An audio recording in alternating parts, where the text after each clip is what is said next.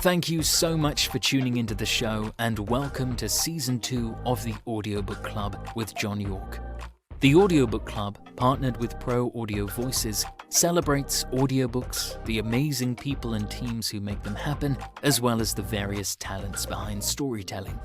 To learn more about Amplify and other opportunities to grow your sales, platform, and audience, head over to proaudiovoices.com and listen out for a short but informational advertisement within this episode. Let's start the show. Hello and welcome to the Audiobook Club. In this week's episode, we're so lucky to be joined by audiobook narrator Teddy Hamilton. Hello mate, how are you? I'm doing pretty good. How are you? I'm doing all right. It's a pleasure to get to chat with you on the show. So yeah, thank you so much for taking the time to do this. Yeah, of course. It's a pleasure. You know who you sound like? You sound like Joe Jameson. Do you? I know Joe Jameson. Do you? Yeah, I do. That's a big compliment. He's very, very good. Oh, he's great. He's actually, I work with a lot of different people, but me and him just clicked right off the bat as soon as we had like a scene together in a Lauren Blakely book. Yeah. And we just had so much fun. And then later we had a book together and we just worked together on that one too. Super cool guy. I really had a good time working with him. So I'd really love to start by asking just simply how you first found yourself in this crazy world of narrating audiobooks for a living. Yeah, it's crazy. It is crazy. I think I got in right at the start of it becoming a big booming thing. It was right in 2012. 2012 was when it happened, and it was starting to be a big thing. And I got in by accident because my sister Emily is a great narrator, and she'd been doing it for a couple years. And one of the producers came to her wedding, and I was the host of her wedding reception. So I basically entertained these producers on a microphone for like 4 hours, and they came up to me afterwards and they were like, "Hey, you get this sound, you get this thing, we want to have you audition." And then I didn't talk to them for a really long time. I never followed up with it. And then eventually they sent me an audition. It was for a Harper book, and I got it. The first one that I auditioned for. So then that was great. And then I did it.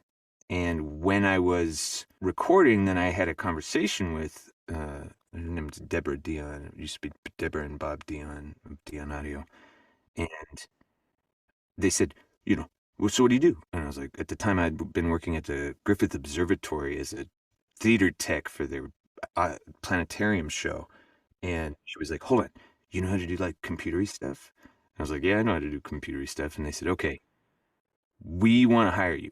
We'll pay you whatever they're paying you. Come work for us instead, and we'll teach you how to, run Pro Tools session, and you can engineer and direct.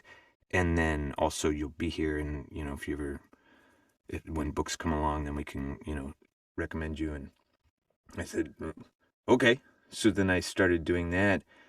And so then for from 2012 to 2014 or something, somewhere in there, I was an engineer. So I also I would work morning and night shifts there as an engineer. So I was listening and working with some of the top professional narrators, listening to them perform, going on break, talking about audiobooks. I was just submerged in audiobooks from 9 in the morning till 10 o'clock at night for 2 full years. And then sometimes I would narrate also. And over the course of time, I started to build a resume for myself, and eventually I left that job, and I kind of left all jobs. I left all acting behind for a long time because I used to act. I was on TV for a while. I walked away from sort of all of that, and I kind of went into construction, and I started doing construction, and I was working as a entertainment rigger, and that was a great job also. And a lot of the characters that I met doing that you see pop up in a lot of these books. At some point, I did the math because I was still doing audiobooks on occasion. I would still do a book here, a book there. And at some point, I did the math where, because I was like hauling steel for $20 an hour for 10 hours a day. And at some point, I was like, okay, right now, I have this one client, who's Blackstone, sends me maybe 2 books a month, maybe, if I'm lucky. And at the end of the month, I have made the same amount of money from them for those like 1 week of work, probably, combined, as I do for all the for all the hours and all of the sweat and tears of this rigging job for the whole month, working every single day. And so I said, so if I can just get like one more client just like that, then just quit this job and only do audiobooks. Yeah. And so there's this thing that happens every once in a while called Audio Publishers Association Conference. And there's like the Audis. And so I said, you know what? I'm just going to go into the community. You know what I mean? Like when I was working for the company, I was only just ever working for that company, and I didn't really do anything beyond that. But I said, I'll go to this thing and I'll meet as many people as I can, and I'll see if I can garner 1 or 2 more clients that might send me regular work. And if I can, then I will. And instead what happened was I went and like everybody knew me. Like everybody already knew me. I hadn't really realized, I was always just so in like my own little bubble. Yeah. But the work that I had done I'd been narrating for 6 years, maybe something like that, 5 years. And everybody did know me. And they said, and they were like, ah, you did this one. Yeah, you did that one. And, oh, okay. Oh, yeah. Hi, nice to meet you. And so then suddenly once I like started giving my information out and making myself available and getting to actually know people, then suddenly I ended up with I left that thing with like 5 or 6 new clients and like 14 audiobooks I needed to get done by the end of July. It's like, it was crazy. So there's that. But then I did the Teddy Hamilton, there was this book called Him by Serena Bowen. And that was a book that kind of went viral. And it just launched. There's this guy, Jacob Morgan. Jacob Morgan is already a darling of the romance industry. But I did this book with him, and all of a sudden people were like, who's this Teddy Hamilton fellow? Ever since then, it's been a game of like desperately trying to keep up with the work. Yeah. Which is a good problem to have. The worst thing that ever has is just a problem with work-life balance. But was that a really long way of answering your question? No, it was a perfect answer. First of all, I mean, that's such a funny way of getting your first contact with the industry. There's a wedding and you're entertaining people, and they said you'd be perfect for this. Yeah. That's such a great way. You mentioned going to APAC and really sort of delving into the community for like the first time, even though you were already doing projects and things. I just kind of wondered, like, did that, as well as catapult your working opportunities, did it catapult the enjoyment for you being a little bit more engaged in the community and Yes. being a bit hands-on? That was the other thing. My networking strategy about anything is always to just get to know, like, just these are your coworkers. Yeah.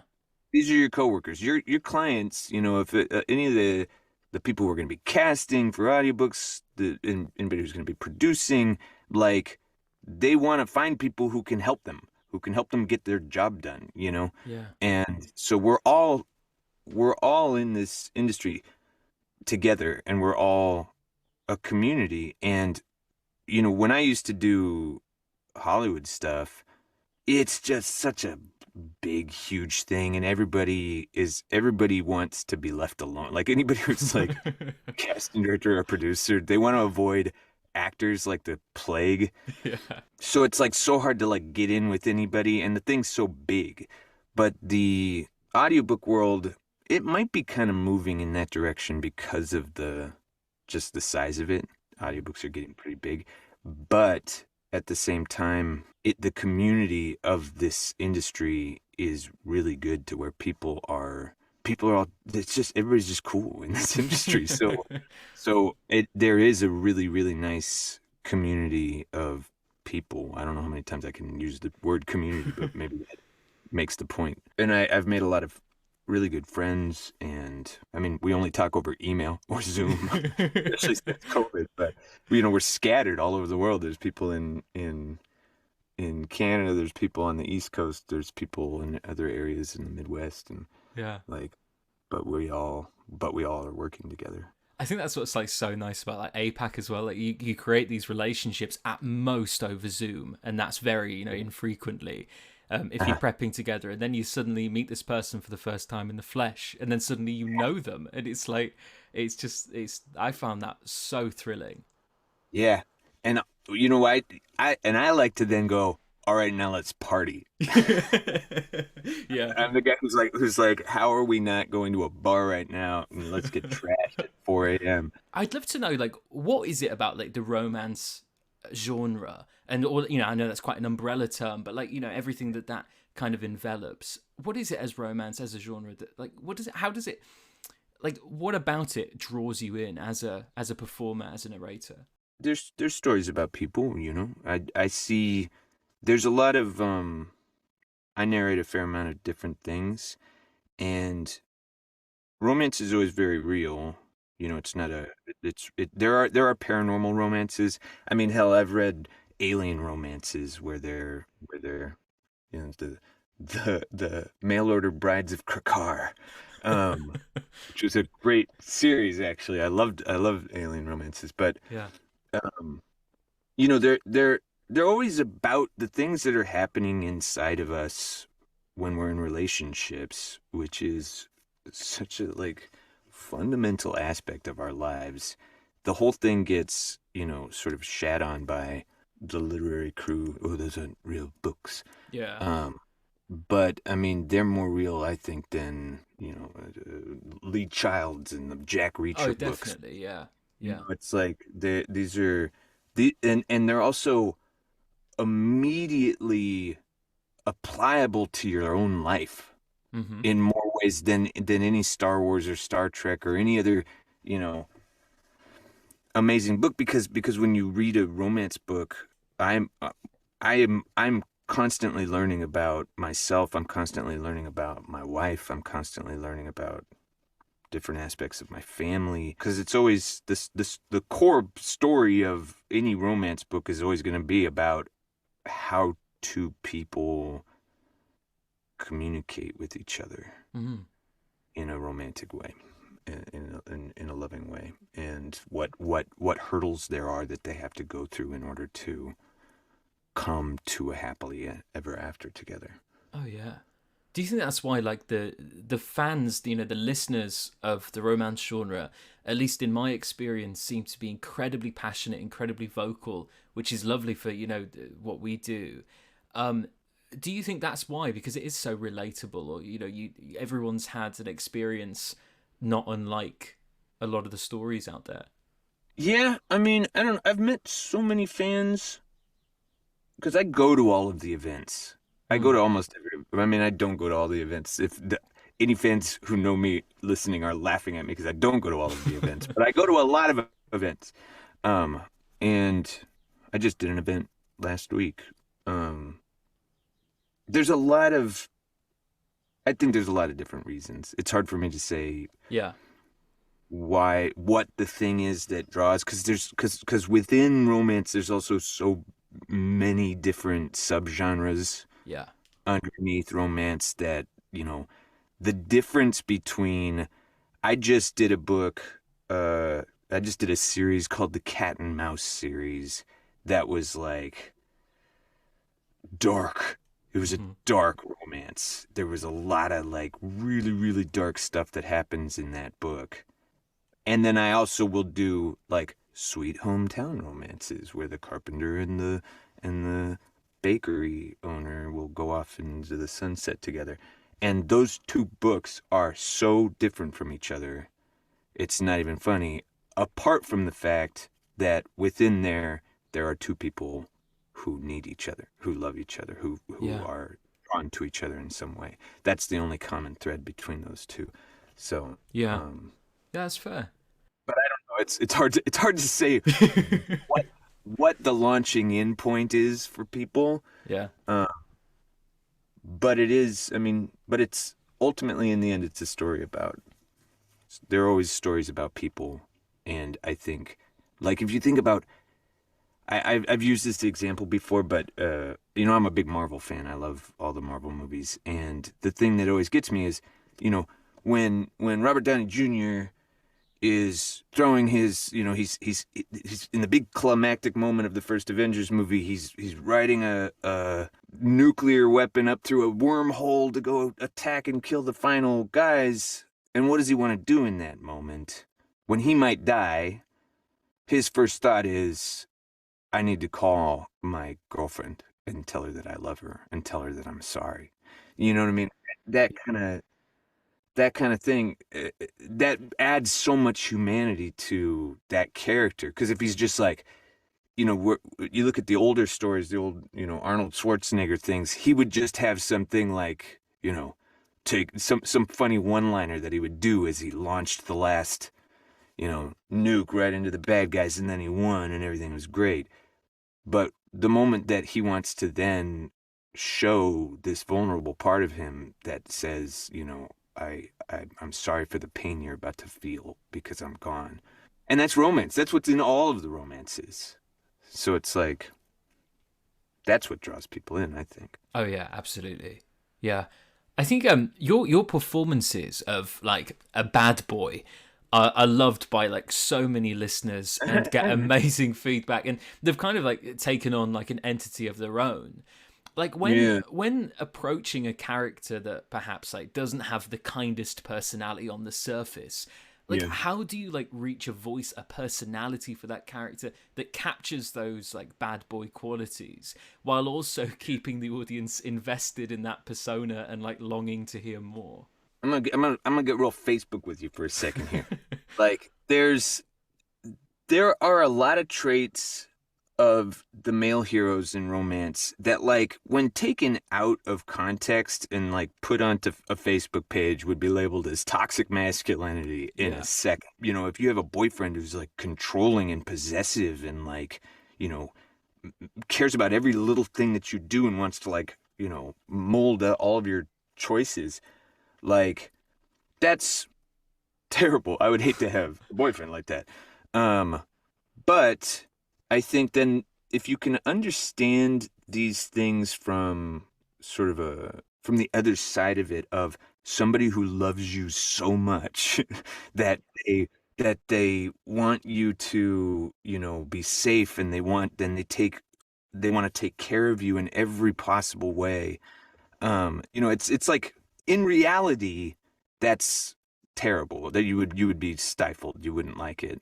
But the fantasy of it, when it's all just that, when it all it just is the reason why he's obsessed, is because he's obsessed with you, because he loves you so much, because he wants to take care of you. He wants to open every door for you. He wants to pick you up and place you inside the car. The amount of times people pick the girl up and then place them inside cars is crazy to me. But it's the fantasy of it. It's not the reality. I think in reality people wouldn't like it, but the fantasy of it is fun. Some of these guys, the cat and mouse is a perfect example, actually, because that one's a really, really harsh one.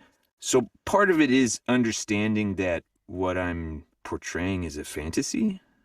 It's kind of fantasy. Like if you think of something like BDSM, right?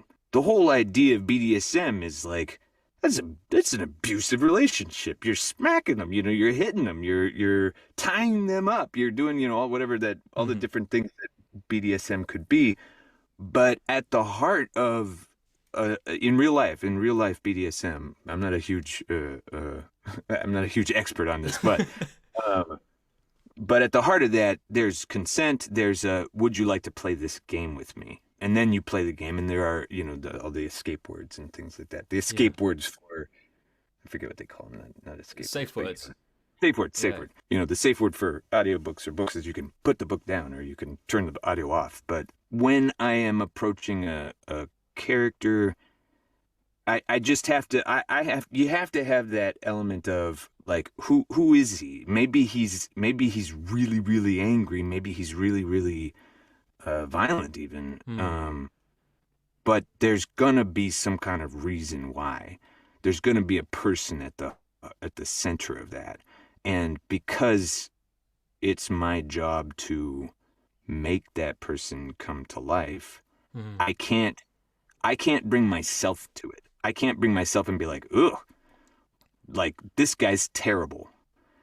I have to say this guy is doing his best with Yeah. whatever all this stuff I'm talking about. I'm trying to, when I say I'm bringing Facebook into it, it's like if I start to judge the characters based off of what I think is correct or what I think is right or what I think is, I'd be like, ugh, I hate, I hate this guy. What a dick, or whatever. But instead, I have to find out not only why is he a dick, but also what's kind of great about him being a dick. Yeah. Because that's why, and I think at the core of that is always finding out why did the author write this book? What is the author's point of view on this? Because that's what's important. My point of view doesn't matter. My point of view is only I'm a filter of whatever the author wrote Yeah. and then presenting that to the audience. And if I can do that accurately, then I've done my job well. That's the top compliment I've ever gotten from authors is when they say you just get it. They say you just totally got it. That's the biggest compliment I can ever get from an author because it means that I did my job without inserting myself or spraying myself all over the thing. I think that when you said about if you deal with a character that you wouldn't necessarily like in real life, but then as Yeah. an actor, as a performer, you look into that character and try and work out why and bring that understanding there for you to play that character. To be honest, I think that's probably a great thing to adapt to real life. Because like trying to understand what if someone cuts you off in the car and you think, oh, instead of writing that guy off as a dick, you Yeah. can I think Well, that's it's probably you're recognizing the humanity of other people. yeah. Like that's all it is as opposed to what they are to you, which is the guy who cut you off on the road. All he is the dick who cut you off. But if you recognize that this is a guy who's in a hurry, you could still say, well, fuck you. You're being a dick by Yeah, yeah, yeah. we're all in a hurry, pal.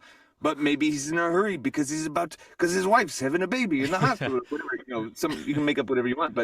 But the idea is that everybody's suffering their own little thing and everybody's trying their best within whatever they got.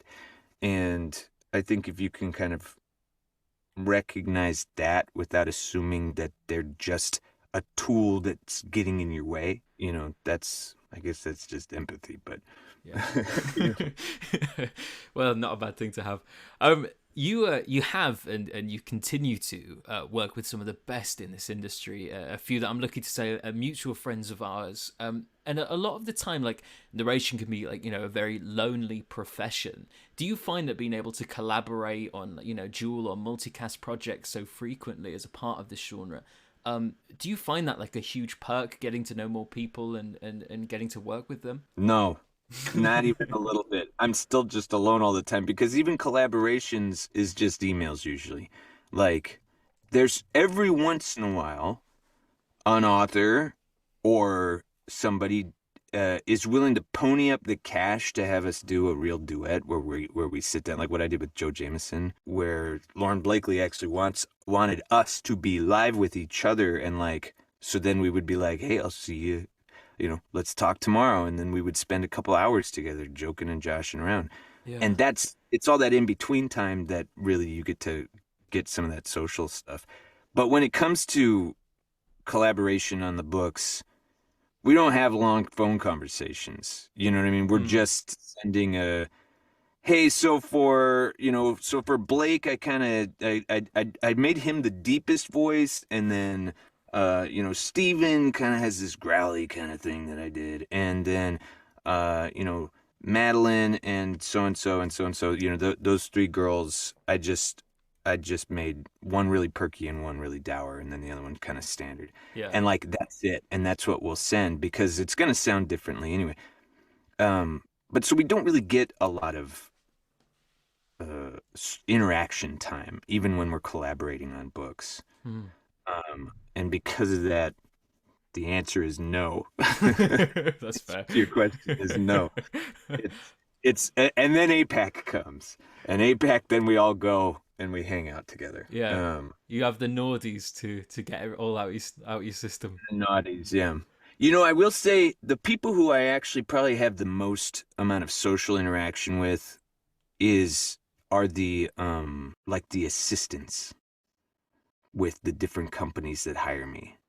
Because those are the people who, you know, maybe I'm assigned, maybe you're my co-narrator, and I'm running around trying to put out as many fires as I can on my end, and you're doing that on your end. But like, but for this one project, there's this one assistant. You know, it's like there's a girl, I'll call her out. There's a girl named Candace Lawrence who's with Blue Nose Audio, and she's just so great. But she's the person who's then like gonna check in with you. Hey, how are you doing with your files?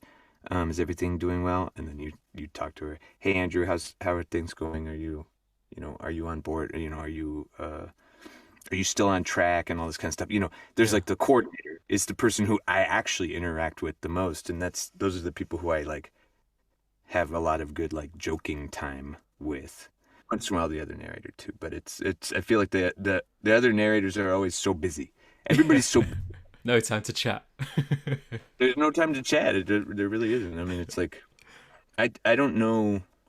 It seems like everybody's busy all the time. You are, as I mentioned before we started recording, you are the most requested guest I've ever had on this show, which I think demonstrates like perfectly how engaged your listeners are with all of your performances. Like, I know there's a certain clip from Haunting Adeline, which I believe is part of the Cat and Mouse series you That's mentioned. the cat mouse. Yeah, Yeah. that went viral as a sound on TikTok. Like, I don't know if you saw that.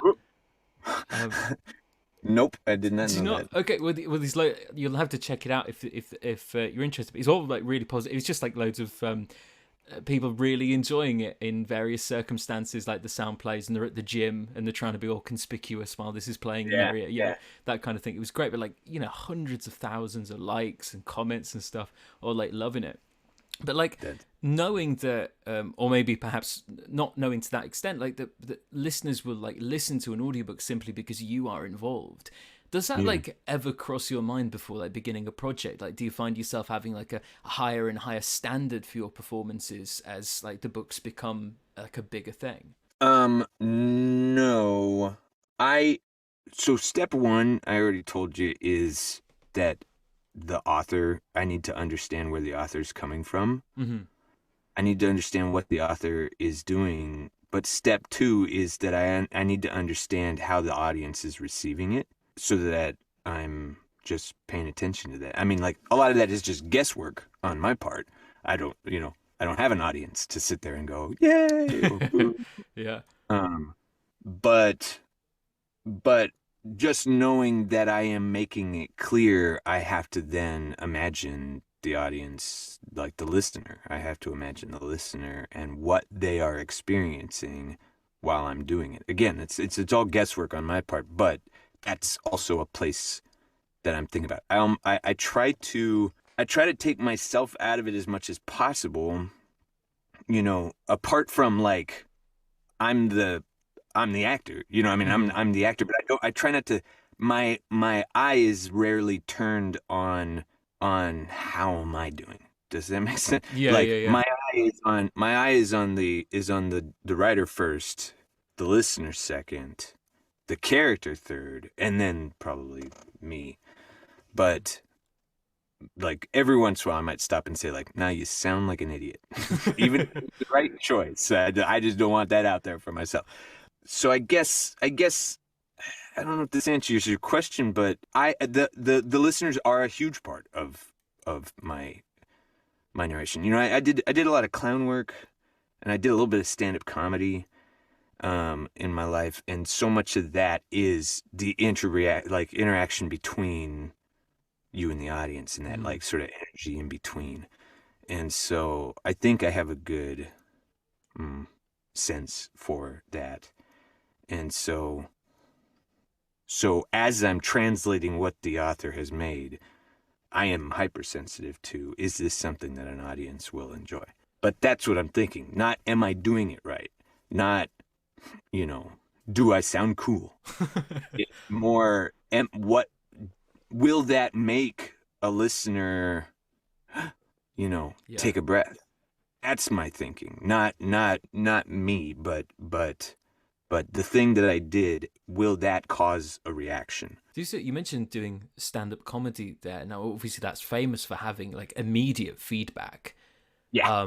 And Yeah, I grew up in theater too, so. well, yeah, and the theatre exactly the same. That immediate feedback. Whereas, I guess on you can say unless you, I mean, you have the crew and stuff, of course, on film and TV, but then like before it gets into a full audience and audiobooks especially, it could be several weeks, months until it gets in front of that audience. Do you find it kind of more freeing, like one area than the other as a performer, like with that feedback there, or do you prefer to be like in your own sort of space, able to do what you do in the booth without any distractions?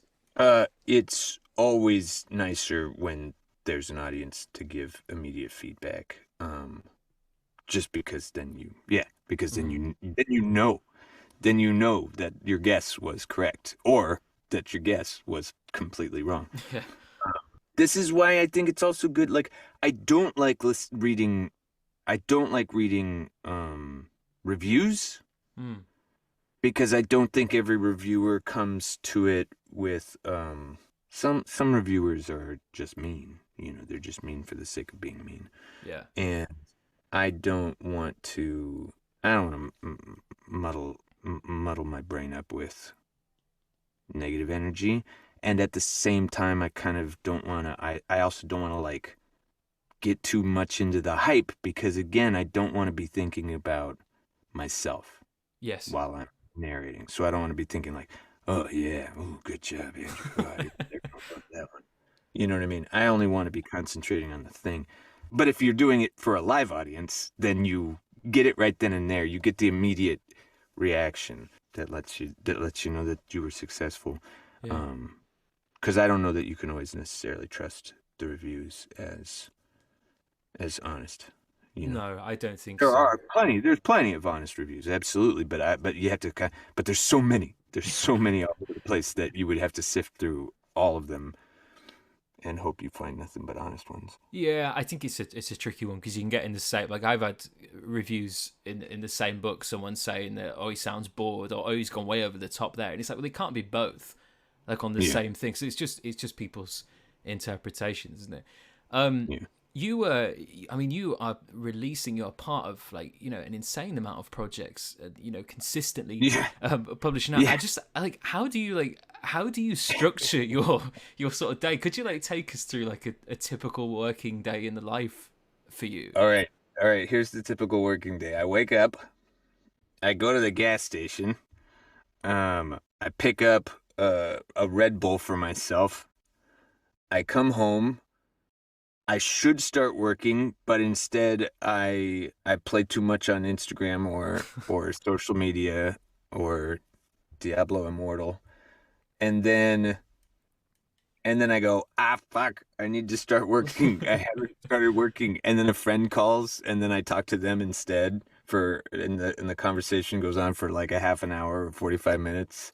And I go, I gotta get off the phone. I gotta start working.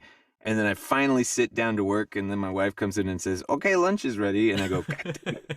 Then I get up and I work and then somewhere after lunch, I sit down and all the juices are flowing and then I just start recording and then I just start pounding out hours and I'll break down whatever I need to do for the day. Hmm. Half the time because you see me with a lot of projects, but so many of my projects are duet, which then does mean that I'm actually only half the book. Hmm. If that, sometimes I'm even less than that.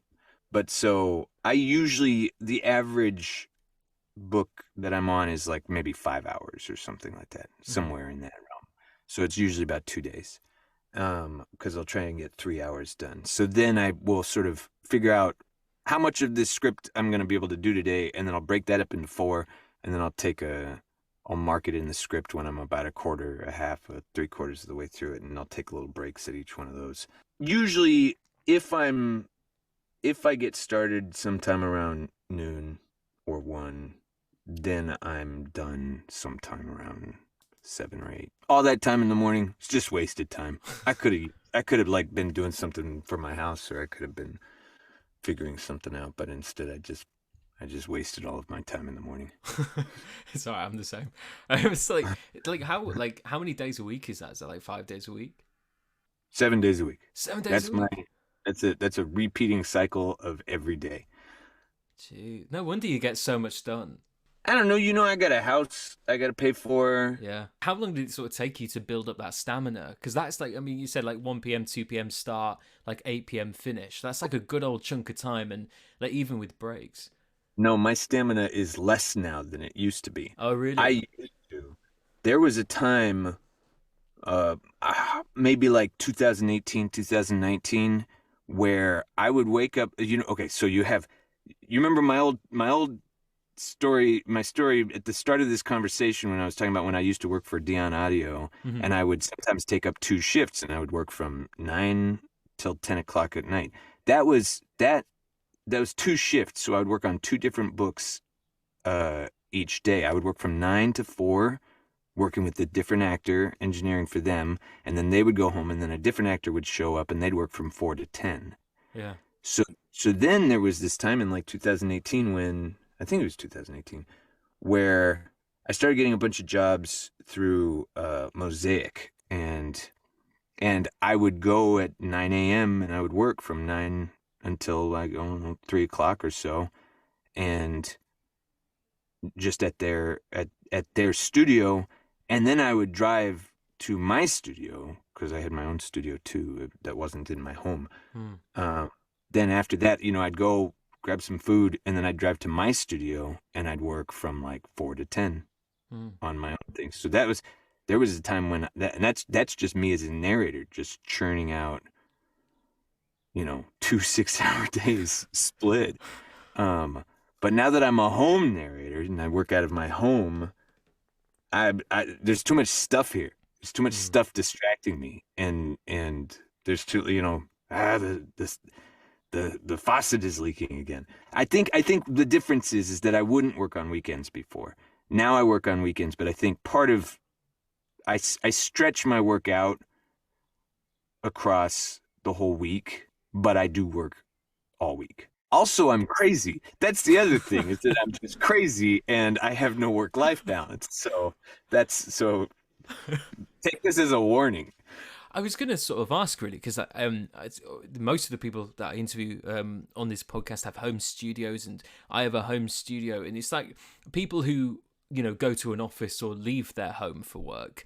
They sort of have this idea of like, oh, I'd love to work from home. You sort of never go to work, but then I sort of have the opposite view of that you never leave because there's always emails to check, there's always projects to chase, there's always things to do, and when Yeah. your office is like up the stairs and that's it, like I find it very difficult to avoid the temptation to start on a project or carry on with a project when I'm supposed to be having dinner. Like, Yeah. do you find that like with your own working schedule? When like I have to be somewhere with somebody at a specific set time, I'm like, what the fuck is this? Like, what do you mean? It's like, I can't just do it at any time whenever I feel like it. Like we have to like coordinate a meeting schedule. I have to be there, and if I'm gonna have to drive there, I'm gonna have to figure out traffic problems and make sure that I arrive on time. Yeah. What the fuck?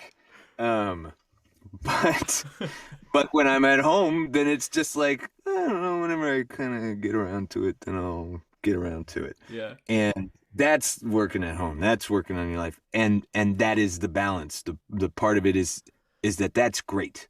That's wonderful, and that super suits me. But also at the same time, then all of a sudden I look down and I go, oh shit, it's like 1 o'clock. I got a lot of work I got to get doing today.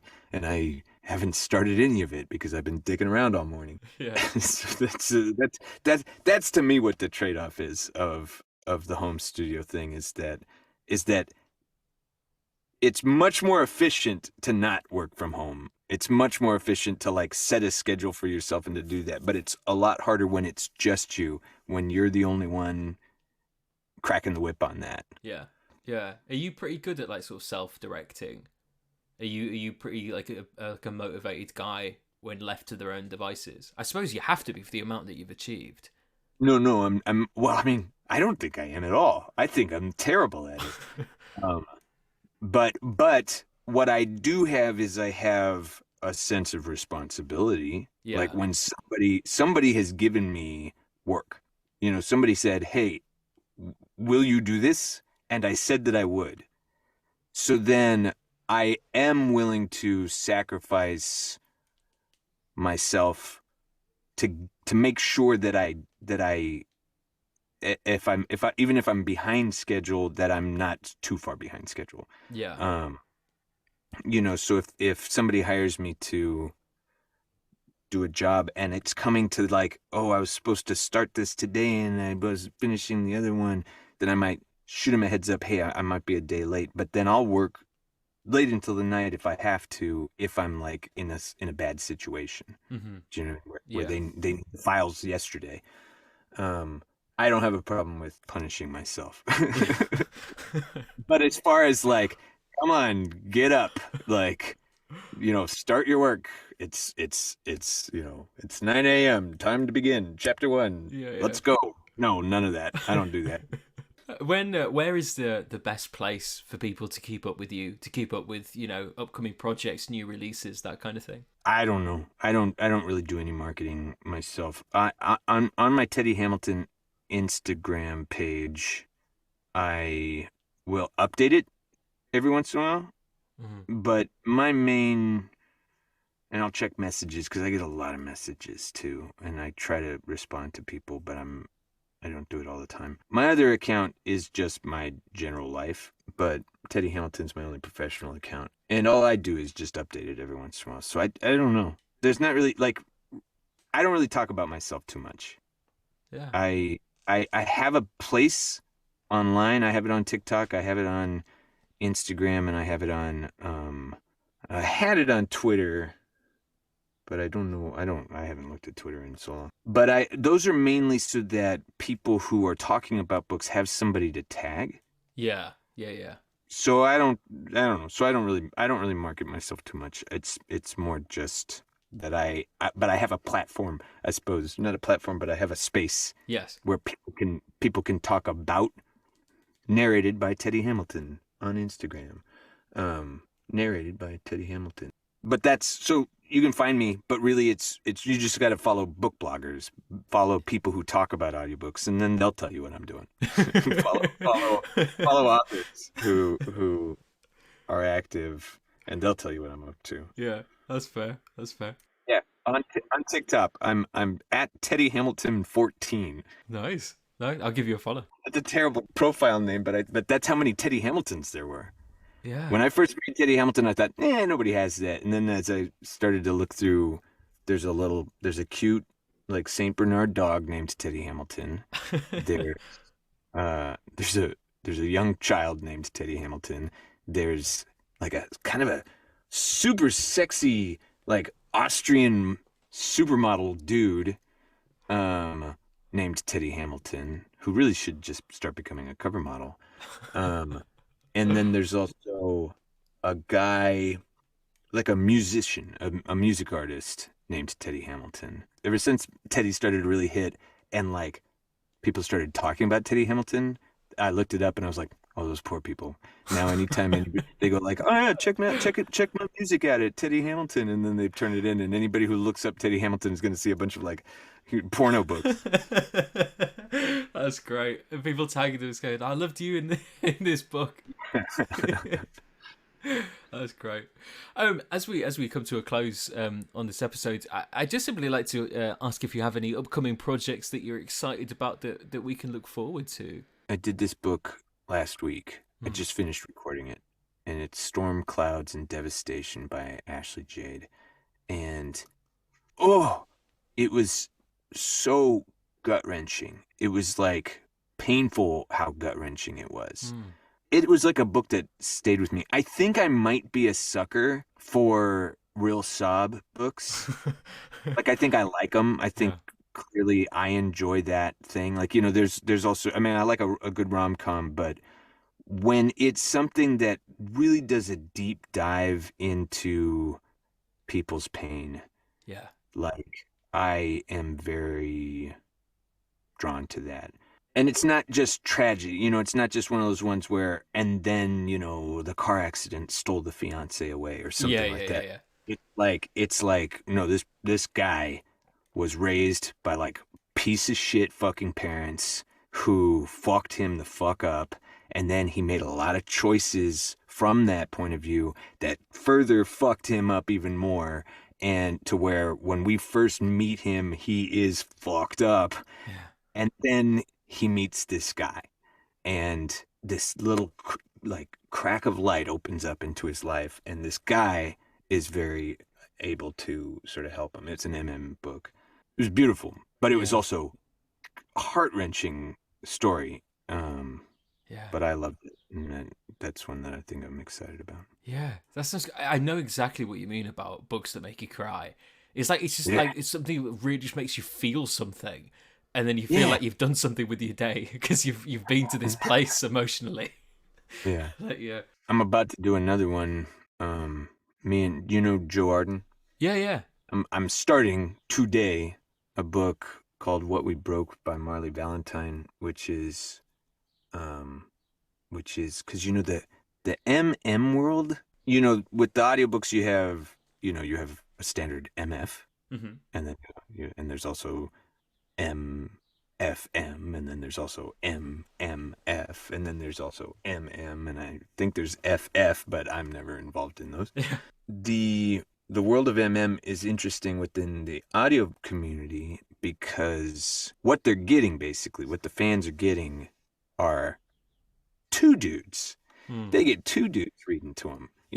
A lot of them, they will listen and they fall in love with the guy, and then they'll also listen to the girl talk about the guy.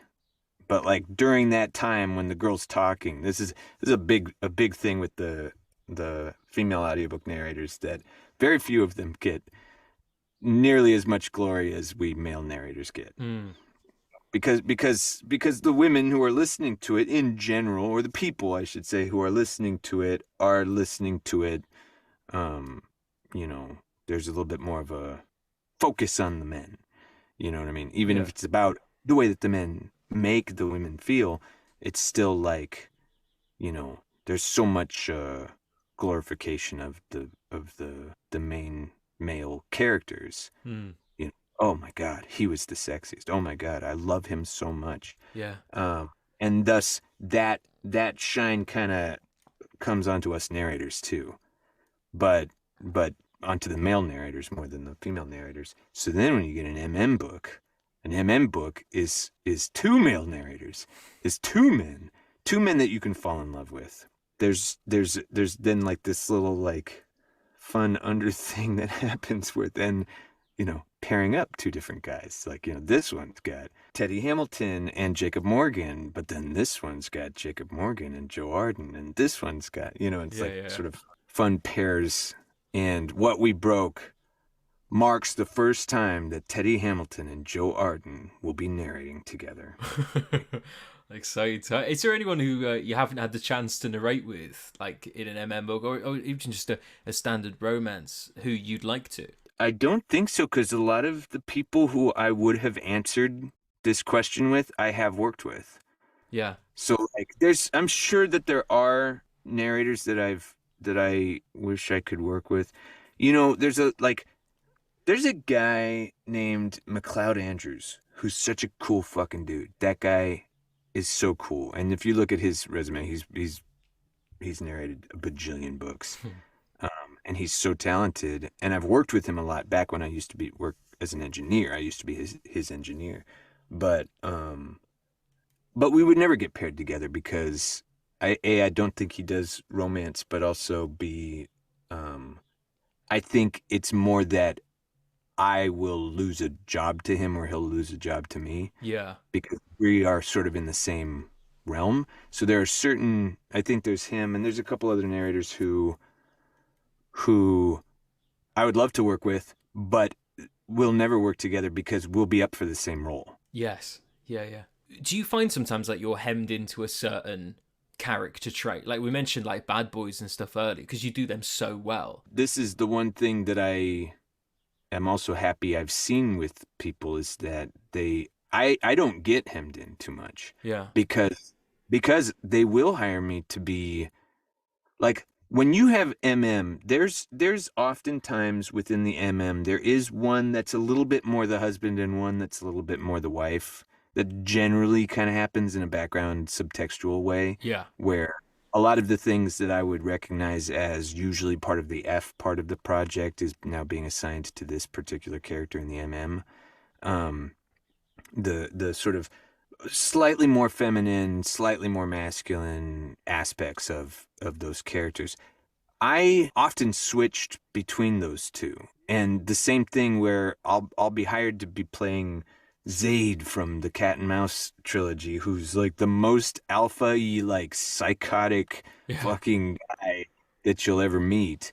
Um, and then the next moment I'll be like the kindest little squirrely like boy next door. I don't feel pigeonholed at all. Yeah. I think I do talk to some guys in this industry who do, Yeah. but I think I've been able to avoid that. It's great, especially if you can get, if you can do that and you can be varied and things, because there's so much to explore within those characters. Like like personally, I get cast more as like twinks, like more feminine characters and that kind of thing, just because of like how I sound. Like I'm not gonna get those roles where it's like a beefy. Because you sound sexy. I mean, I don't know how to answer that. Listen, just so we're clear, I'm not saying you're sexy. I'm saying you are sexy. That's what I'm saying. Okay, okay. Like, when you're like dealing with like sensitive and like intimate material, Yeah. do you think like narrators of these books, like, do you think they hold like a responsibility, to the listeners, to the authors? I always say, somebody wrote this book. Like the author chose this as their story that they wanted to tell. And there's going to be somebody who's going to listen to it. And they're going to choose to listen to it. And there's going to be a reason why they are choosing to listen to it, just like there was a reason why this person decided to write it. And it's not really my job to judge whether or not it was correct. You know what I mean? Or if it was good or bad to Hmm. write this kind of thing. It's my job to just present it as honestly as I can. And sometimes that's just two people who want to fuck, and they're just Yeah. having a good time. They get drunk at the bar and then they go and they fuck and they end up doing a pile driver. But sometimes sometimes it's like there's a lot of like trauma that's happening that's being worked through during these problems. And sometimes there's like dubious consent. And Hmm. there are things that are really hard to read through. But again, somebody chose to write this, and also somebody's going to choose to listen to it, and and there's a reason for that. So I don't want to insert myself into that at all, and just instead present it as honestly as I can. Yeah. Yeah. That makes so much sense. Um, I wanted to just sort of leave with this final question. Now we have alluded to certain things. We've alluded to like the amount that you're recording and stuff. So I'm not sure how much time you actually get outside of the booth and to do things. Yeah. But it went on those rare occasions when you are out of the booth, when you do have a little bit of free time. What can we most often find you up to? So then I also work at a theater. I help them build sets, or I help set their lights and things like that because I know how to program a light board. Hmm. And I will do that a lot. Or like hanging out with my friends. I'm involved in a really long, angry conversation with somebody who's trying to make some rule changes to our fantasy football league. um, so like, it's like friends, family. I travel a lot. There's a lot of times when I just drop everything and I go travel somewhere. Yeah. Um, or I'm involved in my community theater. Oh, cool. And so I do stuff there sometimes. I was just in Elf the Musical last Oh, last nice. last last Christmas. So like, there's always something. I do think I maybe have a little bit of ADHD where I'm just kind of like, all right, so what's the next thing? Okay, that's done. Let's do something else. Sometimes it's also just When you travel, whereabouts do you like to go? Is it international? Is it in to other yeah, states? I went this year alone. I've already gone to Japan twice. Oh, nice. And at one point, because to go to APAC, I was just wrapping up a trip to Japan right when APAC was happening. So then I ended up flying instead of home. I live in California. Yeah. I ended up flying to New York from Tokyo. Cool. And like, there's like, right? That's kind of cool. That is cool, I was yeah. telling one of the people we were hanging out with that in London, and she went, "Oh, so you're just like flying Tokyo to JFK tomorrow?" And I was like, "Yeah." And she was like, "That's not bad." And I was like, "It is kind of cool." It's like, and I don't even live there. It's just like, I'm just like living that life, that world. What do they call it when you travel the world? World traveler. Like jet setter or something like that. Jet setter, yeah, Yeah. jet setter. That's the thing. Yeah, Tokyo to New York and then back home to California. It'll be fine. But then I also have to go for the rest of this year. I have another trip to Vegas for Love in Vegas, and then I have a trip to New Orleans for a buddy's bachelor party that's happening. And that's, I think, all at the end of my traveling for the year. But still, I've had a very very busy Yeah. travel year this particular year. Yeah, man. It sounds great. It sounds great. I think I may be off to that event in Las Vegas. Are you coming? Maybe it's not set in stone Dude, yet. come. I'm waiting for confirmation from an author I worked with. We may be going together. But yeah, Here's the problem. You've already let slip earlier in this conversation that you are the type that might go, "Oh shit, we've been up and drinking since 5 a.m. I am that. Guess what? Come to Vegas. Let's have some fun." And that just about brings us to a close for this episode of the Audiobook Club. All of the links to Teddy's social media and recent projects will be linked in the show notes. Thank you so much for tuning in. And of course, another huge thank you to you, Teddy. Thank you for joining us. Yeah, thanks for having me. This was fun. Frustrated by the royalty rates for your audiobook? Annoyed that when the digital distributors say 70% royalties, they actually mean 70% of 50% or 80% of 70%, neither of which is an actual 70%. Wishing there was a way to cut out the middleman? Yet, you want your audiobook listeners to have a smooth and positive experience, and a direct download sale from your website won't deliver that. We at Pro Audio Voices hear you. Out of our commitment to our author clients, we've created Amplify, a program that provides an actual 65% of the sales price that you set, that gives you access to your customers' names and emails so you can reconnect with them, and keeps you in the driver's seat. Check it out at proaudiovoices.com. You'll find Amplify in the marketing menu.